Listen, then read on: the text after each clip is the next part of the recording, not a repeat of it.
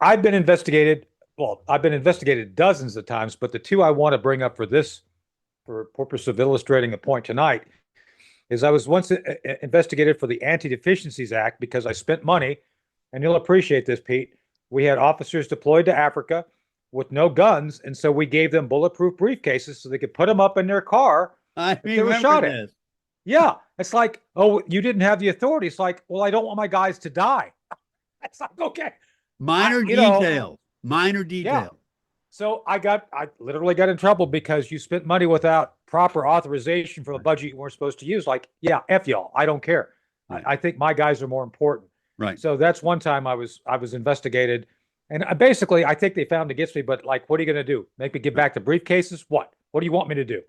And secondly, when I was a very young case officer, I had to essentially wire a room for sound, literally, because were doing a termination, and it was of a U.S. citizen, which made it very sensitive, and we wanted to make sure that anything that was said in that room was captured. Well, it turned out there Define, was some. Tony, define termination so people know. Oh, not yeah. We basically were ending the relationship, not doing anything bad, just for the record.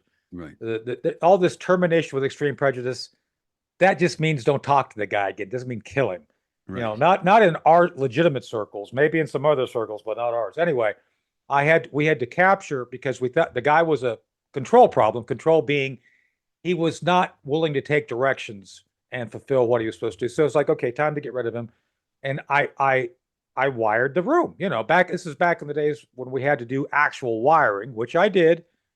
We terminated him. He didn't make a big scene, and then later I was investigated for illegally wiretapping you a citizen. So it was kind of like, yeah, you got me. I thought I was authorized to do it.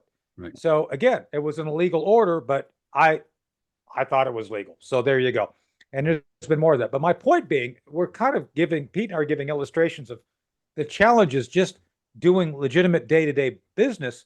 Now you got these 6 members of Congress, 2 senators, 4 representatives, basically going out and saying, you must not accept illegal orders. Right. And it's kind of like Slotkin in particular, Senator Slotkin from, was it Wisconsin? And boy, I've heard she smells like cheese anytime people are around her. Just saying. I don't know if that's true. Who knows? Cheese, some people like the smell of cheese. Me, I not so much. Anyway, but besides smelling of cheese and cheese curd, she apparently is encouraging people to basically report. Pete, this is the key thing: report orders that are illegal. It's like, dude, she knows better because the very things you and I have been talking about as military intelligence officers, because we've had to run in her world too. CIA. I'm a CIA trained case officer. Pete has worked with those folks. I'll just be polite. I think we've had a durable relationship with CIA. I'm not CIA. We chose not to go to the dark side, but we've dealt with them. Full disclosure. But Pete, there's something wrong with that. There's something wrong with the CIA officer, now a senator, standing up saying you are obligated to report illegal orders. What do you think that's about? Yeah, I mean, part of this, first off, standing up and saying, don't execute an illegal order. That's akin to saying, don't break the law. Yeah. I mean, no kidding. Don't break the law. Okay. Yeah. We all know that. Don't break the law. Don't do anything unconstitutional. Okay. No kidding. Don't do anything. So if you could sit there and step back and say in a completely, benign, friendly environment, did they say anything wrong? No. They said the obvious. Don't break the law. Okay. Yeah. Don't break the law. That's like the scene in the first RoboCop movie. When the RoboCop turns to the camera and says, "Do you have anything to say to the kids?" And RoboCop says, "Stay out of trouble." It makes no more sense than that. It's what it is. But obviously, that's not what they're saying. They mean more than that. Yeah. Unless they're simpletons, unless the They're six not simpletons. individuals are simpletons, they Yeah. mean more than that. What are they saying? Yeah.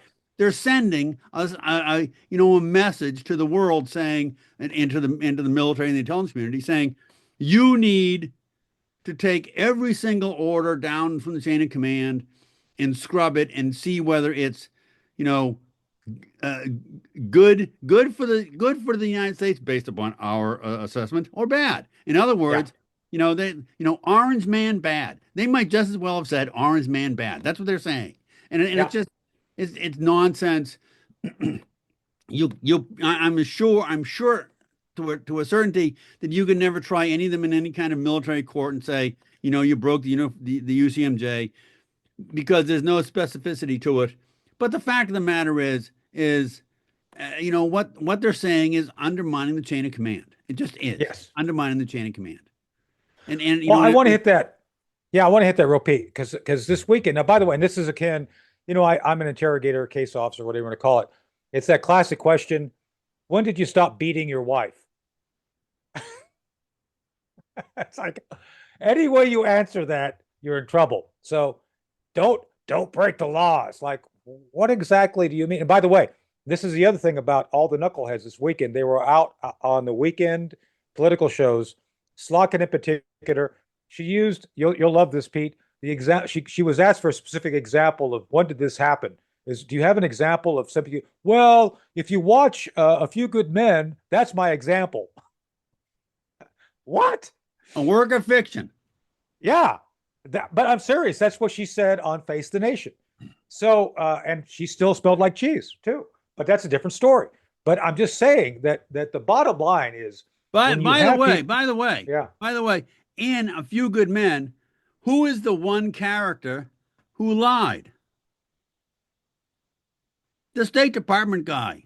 Yeah, it's true. The ambassador in the country. No one else Yeah. lied. The ambassador lied, and then later the national security advisor lied. But the fact of the matter was, the people that they were addressing, the officers in the military, the the intelligence officers in the military in particular, no one there lied.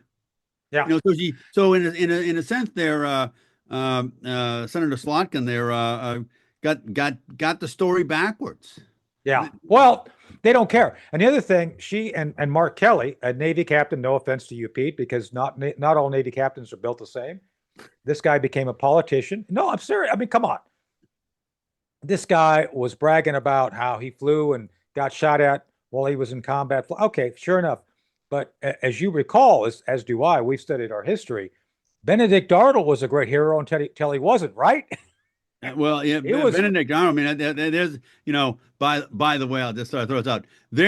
Someone ought to make a movie out of that guy's life, because that is one fascinating character who goes pinging from the left side to the right side to the left side again. Fascinating character, brilliant officer, incredibly talented, and consumed by a desire for power. Yeah, and always the victim. Always looking for, benefit. It's very but anyway, I'm back to Mark Kelly, who I think is very similarly suited, just saying, because now but in all honesty, no matter what you think about Mark Kelly, nowhere near as talented an individual as Benedict Arnold, who was this fascinatingly talented officer who went over the edge. Yeah, literally. And spent his days, I guess, in England, living and being, isolated, whatever. Right. It all came back to bite him in the backside. Yeah. But we should talk about that. We should do a deep dive on the Civil War, the Revolutionary War, and spies and spying, because there's a whole story of spying and spying behind. Oh my God! Arnold. Yeah, brilliant and great story. Yeah, we should do a deep dive on that. Right, and the best manipulator of his intelligence organization of any president, George Washington. Just oh my God. Brilliant. Absolutely. And by the way, I've talked about this before. The fundamental framework for even today, the Department of Defense, mostly Title 10, but a little bit in Title 50, Title 10 being traditional military activities. That basic framework exists the way George Washington designed it as part of the Continental Army. Right. It's fundamentally not changed that much. And anything, and that the rule of thumb is, for those who are studying this, and I do actually lecture on this in a few universities, Title 10 permits the military, us, to do the same things that the Continental Army did during the Revolutionary War. That includes things that look like spying, just saying. And that's outside of the intelligence community. And that's one of the things. Not Title 50. Yeah, not Title 50, but Title 50, because my point here is they went after both. They went after the military an intelligence community in their comments saying you must not accept illegal orders. Right. And one of the people who did that, Chris, Chris, come back on. Can you come back on? I hope he has a picture of this person. She's the poster child for sedition, right? I sent you that picture of her, right? Here it comes. There she is, the poster child for sedition. She is Maggie Goodlander, as opposed to, she's really a Badlander, but the name's deceptive.